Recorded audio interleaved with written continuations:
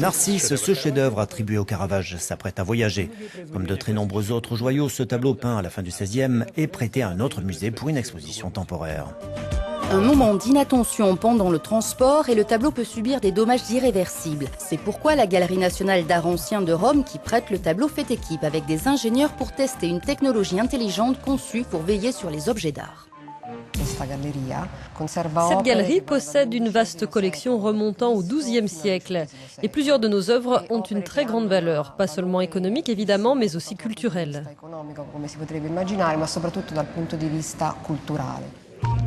Les dommages visibles se produisent rarement pendant le transport. En revanche, les restaurateurs doivent traquer les dégâts microscopiques occasionnés notamment par des conditions climatiques extrêmes.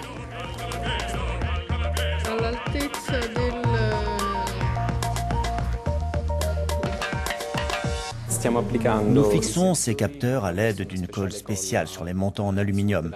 Une fois la colle solidifiée, nous pourrons mesurer correctement les vibrations pendant le transport.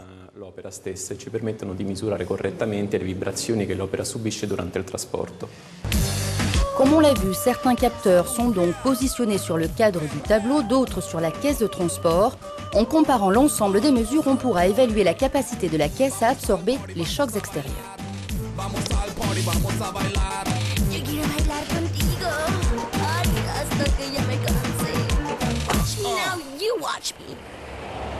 Quelle que soit la météo, le tableau doit être parfaitement protégé des variations de température et du taux d'humidité ainsi que des vibrations. Les capteurs intelligents contrôlent ces variables tout au long du trajet.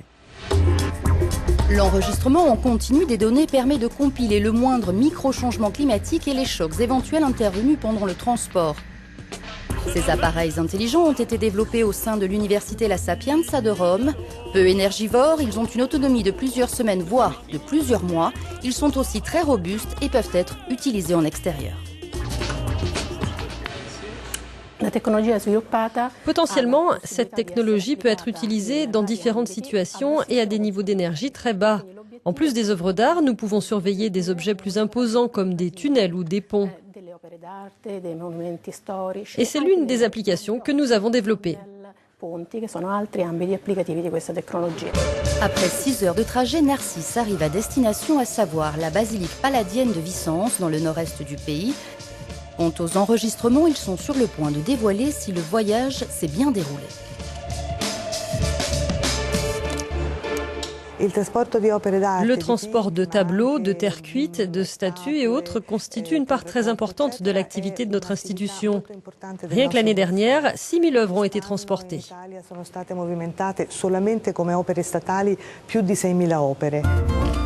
Pendant que les experts examinent la surface du tableau à la recherche d'un éventuel accroc, les ingénieurs téléchargent les données enregistrées par les capteurs afin de visualiser le déroulement du parcours.